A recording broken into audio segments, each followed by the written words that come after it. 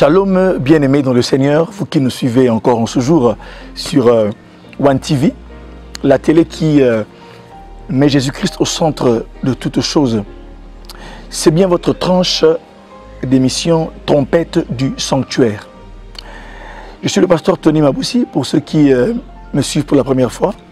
Et je suis heureux de partager avec vous la parole de Dieu comme nous le faisons souvent. Nous sommes en train de partager sur un sujet intitulé « Les 7 actes de l'adoration ». Les 7 actes de l'adoration. Mes frères et mes sœurs, après avoir bien aimé parler du premier acte, j'avais dit, nous sommes basés sur le texte d'Apocalypse 4, 6, versets 6 et les suivants. Nous avons parlé des 4 premiers actes. Nous avions dit que l'adoration était un acte de soumission, qu'en adorant, c'est un acte de soumission. Nous avions dit que l'adoration était un acte de dépouillement, qu'en adorant, le chrétien se dépouillait. On a pris l'exemple des 24 vieillards qui se dessaisissaient de leur couronne et qui les jetaient devant le trône. Ils quittaient leur trône et ils jetaient leur couronne devant le trône de Dieu. Troisièmement, on a parlé du silence. Là, on a vu Apocalypse 8. Là où, lorsque l'agneau a ouvert le 7e sceau, il y eut un silence d'environ une demi-heure. Et le 4e acte, c'était la restitution. Et là, on a dit que, on a parlé bien sûr des couronnes des vieillards, qui étaient le symbole des victoires. Et lorsque nous avons des victoires, nous devons les restituer à Dieu dans l'adoration. C'est pourquoi j'aimerais vous inviter aussi à suivre les émissions passées pour que vous puissiez comprendre, saisir un tout petit peu la suite de ce que nous allons dire. Aujourd'hui, c'est le 5e acte. 5e acte, j'aimerais vous parler de l'acte sacerdotal. L'adoration est un acte sacerdotal. Vous savez, j'aimerais quand même dire un mot sur l'adoration. On peut définir l'adoration de plusieurs manières. Mais de manière stricte, l'adoration, bien aimée, l'adoration est l'acte de se prosterner au devant de Dieu. Je vous ai dit la fois passée, je vous ai toujours dit que selon le Nouveau Testament, le verbe qui est traduit par adorer, c'est le verbe proskuneo, qui veut dire se prosterner. Donc, pour le Nouveau Testament, l'adoration, c'est justement un prosternement ou une prosternation, comme vous le voudrez. Mais de manière plus large, l'adoration est un service. C'est un culte que l'on rend à Dieu par nos chants, nos prières, nos gestes et par notre vie consacrée à Dieu. Mes frères et mes sœurs, en parlant de l'acte sacerdotal, j'aimerais lire avec vous de Apocalypse chapitre 4, 6, il est écrit au milieu du trône. Et autour du trône, il y a 4 êtres vivants remplis de Dieu devant et derrière. Le premier être vivant est semblable à un lion, le second être vivant est semblable à un veau, le troisième être vivant a la face d'un homme, et le 4e être vivant est semblable à un aigle qui vole. Les 4 êtres vivants ont chacun 6 ailes et ils sont remplis de Dieu tout autour et au-dedans. Et ils ne cessent de dire jour et nuit, Saint, Saint, Saint est le Seigneur, Dieu, le Tout-Puissant, qui était, qui est et qui vient. Ils ne cessent de dire jour et nuit. Jour, retenez cela, jour et nuit, de manière continuelle. Saint, Saint, Saint est le Seigneur Dieu, le Tout-Puissant, qui était, qui est et qui vient. Quand les êtres vivants rendent gloire et honneur et action de grâce à celui qui est assis sur le trône et à celui qui vit au siècle des siècles, les 24 vieillards se prosternent devant celui qui est assis sur le trône et ils adorent celui qui vit au siècle des siècles. Et ils jettent leur couronne devant le trône en disant, « Tu es digne, notre Seigneur et notre Dieu, de recevoir la gloire et l'honneur et la puissance, car tu as créé toutes choses. Et c'est par ta volonté qu'elles existent et qu'elles ont été créées. » Prenons chapitre 5. verset 1. Puis je vis dans la main droite de celui qui était assis sur le trône un livre écrit en dedans et en dehors, scellé de 7 sceaux. Et je vis un ange puissant qui criait d'une voix forte, qui est digne d'ouvrir le livre et d'en rompre les sceaux. Et personne dans le ciel, ni sur la terre, ni sous la terre ne put le lire, ne put ouvrir le livre, ni le regarder. Et je pleurais beaucoup de ce que personne ne fut trouvé digne d'ouvrir le livre, ni le regarder. Et l'un des vieillards me dit, ne pleure point, voici le lion de Juda, le lion de la tribu de Juda, le rejeton de David, a vaincu pour ouvrir le livre et ses 7 sceaux. Et nous sautons, là nous sommes au verset 5, verset 8 maintenant. Quand il eut pris le livre, les 4 êtres vivants et les 24 vieillards se prosternèrent devant l'agneau, tenant chacun une harpe et des coupes d'or remplies de parfums. Alléluia. Des coupes d'or remplies de parfums. Ils avaient une harpe et des coupes d'or remplies de parfums, qui sont les prières des saints. Et ils chantaient un cantique nouveau en disant, c'est là où je tire le 5e acte. Tu es digne de prendre le livre et d'en ouvrir les sceaux, car tu as été immolé et tu as racheté pour Dieu par ton sang des hommes de toute tribu, de toute langue, de tout peuple et de toute nation. Et tu as fait d'eux un royaume, et tu as fait d'eux un royaume et des sacrificateurs. Verset 10. Et tu as fait d'eux un royaume et des sacrificateurs pour notre Dieu, et ils régneront sur la terre. Là, c'est le verset 10. Bien-aimés dans le Seigneur, en train de vous parler de ce thème qui nous tient à cœur sur l'adoration, mes frères et mes sœurs, il faut se rendre compte que quand je vous parle, j'ai dit que le 5e acte, j'ai dit que l'adoration est un acte sacerdotal. Dans le mot sacerdotal, dans sacerdotal, il y a sacerdoce. Qui dit sacerdoce, bien sûr, voit la prêtrise. Selon ce que dit Apocalypse, lorsque l'agneau prend le livre qui était dans la main droite de Dieu, personne sur la terre, dans le ciel, personne ne fut trouvé digne de regarder ce livre. L'ange a dit, un ange puissant a crié, qui est digne d'ouvrir le livre et d'en rompre les sceaux. Personne. Et Jean a commencé à pleurer, parce que dans ce livre, bien sûr, il y avait les destinées de l'histoire. Tant que le livre n'était pas ouvert, on ne pouvait pas continuer, la vision ne pouvait pas continuer. Car Jean a été invité par la voix du Seigneur qui lui dit, monte ici. Je te montrerai les choses qui doivent arriver par la suite. Et arriver à enlever en esprit, il voit le trône de Dieu, il voit toute la cour du Seigneur, mais il voit un livre. Et ce livre-là, de ce livre, bien sûr, doit sortir la suite de la vision, la suite de ce que Dieu voulait dire à Jean. Mais personne ne pouvait l'ouvrir. Et c'est là que Jean a commencé à pleurer. C'est la raison pour laquelle il pleure. Je pleurais beaucoup de ce que personne ne fut trouvé digne. Il fallait quelqu'un de digne. Et l'un des vieillards lui dit, ne pleure pas. Voici le lion de la tribu de Juda, le rejeton de David. Lui, il a vaincu. Et il est digne d'ouvrir le livre et d'en rompre les sceaux. Et lorsque l'agneau s'est approché pour prendre le livre de la main droite de celui qui était assis sur le trône, et les 24 vieillards, et les 4 êtres vivants, ils sont tous prosternés. Alléluia. Imaginez la scène, eux tous se prosternent, tenant chacun une harpe et des coupes d'or remplies de parfums qui sont les prières des saints. Et ils chantent un cantique nouveau en disant, tu es digne d'ouvrir le livre et d'en rompre les sceaux, car tu as été immolé et tu as racheté pour Dieu les hommes de toute tribu, de tout peuple et de toute nation. Tu as fait d'eux un royaume et des sacrificateurs. C'est là, bien sûr, mes frères, que d'abord, à 2 niveaux, Dieu nous appelle, nous, à être des sacrificateurs.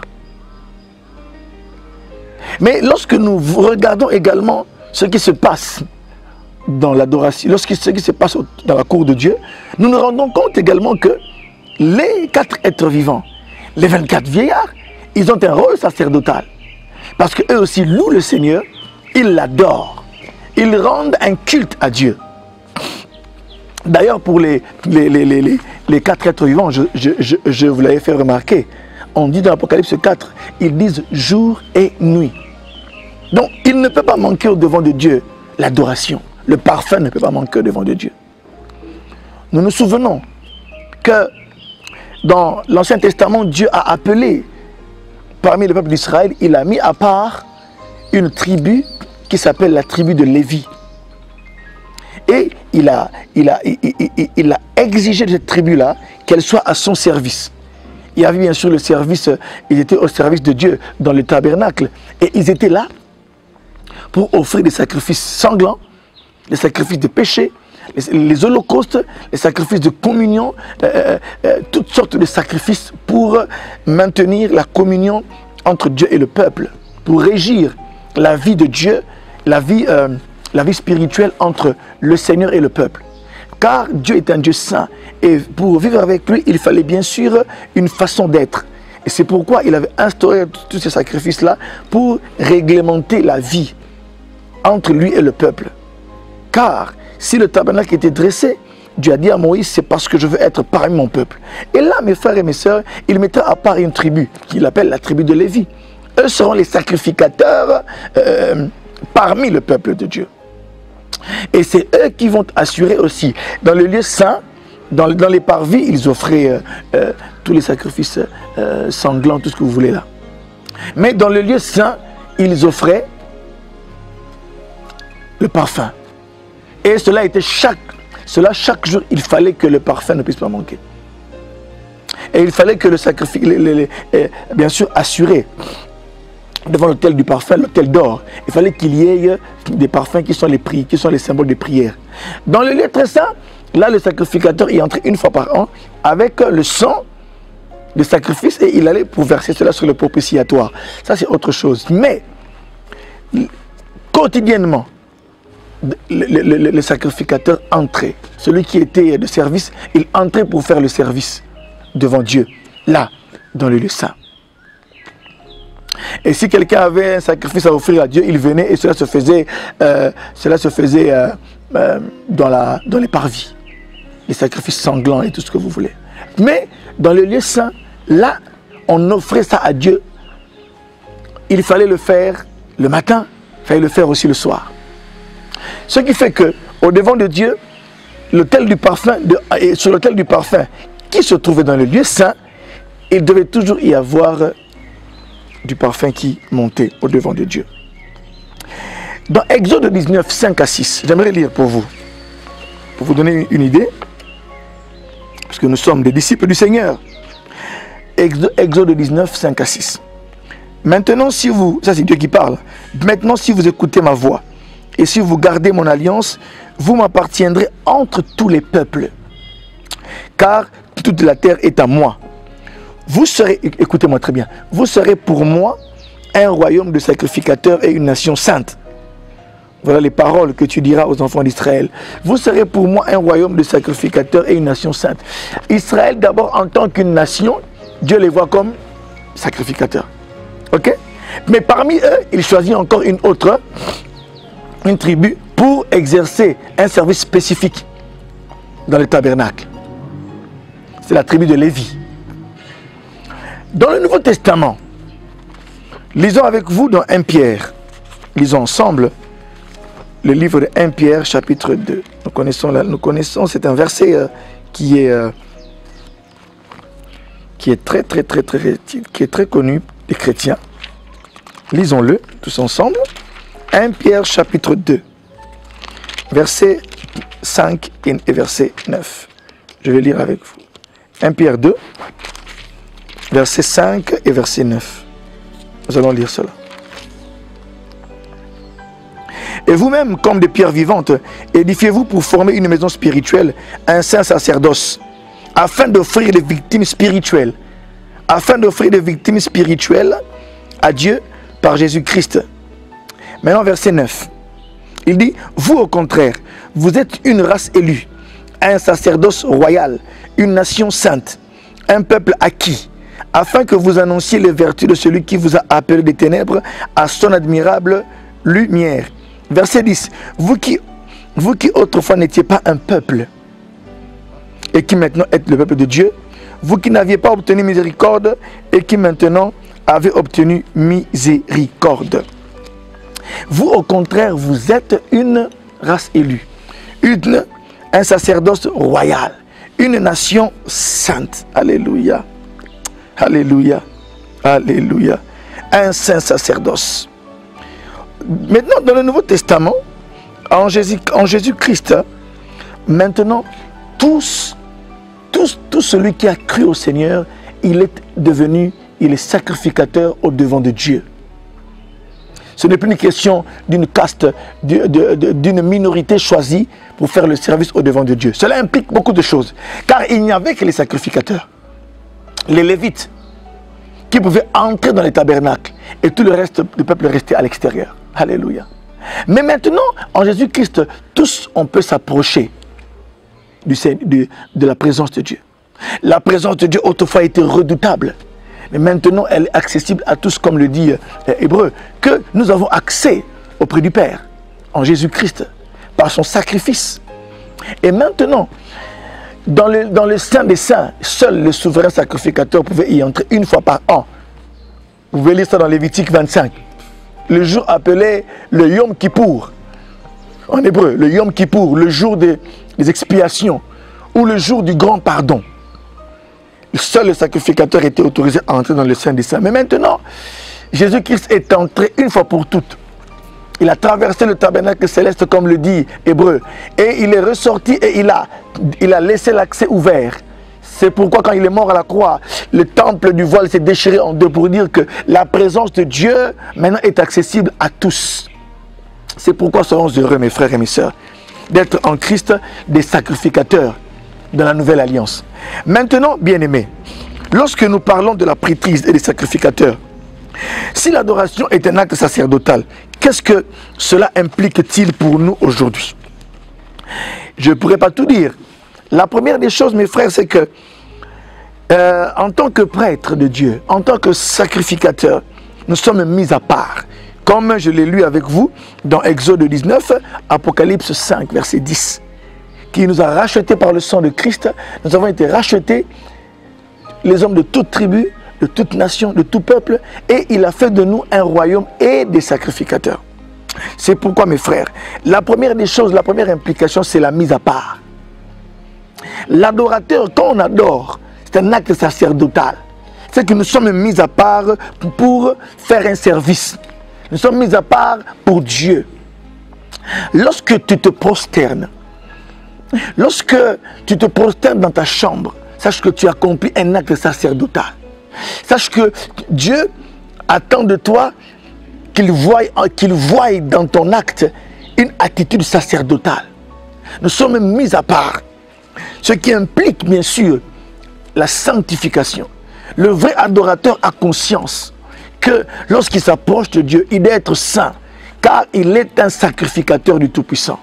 J'aime ce que dit 1 Pierre 2, verset 5. Édifiez-vous comme une maison spirituelle, formez un saint sacerdoce. Vous formez un saint sacerdoce pour offrir des victimes spirituelles à Dieu. C'est pourquoi, mes frères et mes sœurs, la première implication, c'est que nous sommes mis à part. Et celui qui est mis à part est saint. Les sacrificateurs avaient des exigences propres à eux, parce que Dieu attendait d'eux un service qui devait être régulier, un service spécifique. C'est pourquoi, bien-aimés, lorsque nous nous approchons de Dieu, selon ce que dit Apocalypse chapitre 5, verset 10, il a fait de nous un royaume de sacrificateurs. Nous sommes des sacrificateurs et j'aimerais insister dessus. Lorsque nous nous rassemblons dans nos églises, lorsque nous nous rassemblons, sachant que Dieu a fait de nous un royaume de sacrificateurs. Ça, c'est la première implication. La deuxième implication, bien-aimée dans le Seigneur, c'est le service. C'est le service. Dans 1 Pierre 2,5, la Bible dit que nous formons une maison spirituelle afin d'offrir des victimes spirituelles. Autrefois, les sacrificateurs offraient des agneaux, des bœufs, ils offraient des offrandes, des libations, des offrandes liquides. Hein? Ils offraient ça au Seigneur. Mais maintenant, nous ne sommes plus à l'époque où nous devons apporter des bœufs, nous devons apporter. Jésus-Christ a accompli cela dans son sacrifice. Et maintenant, nous offrons des victimes spirituelles.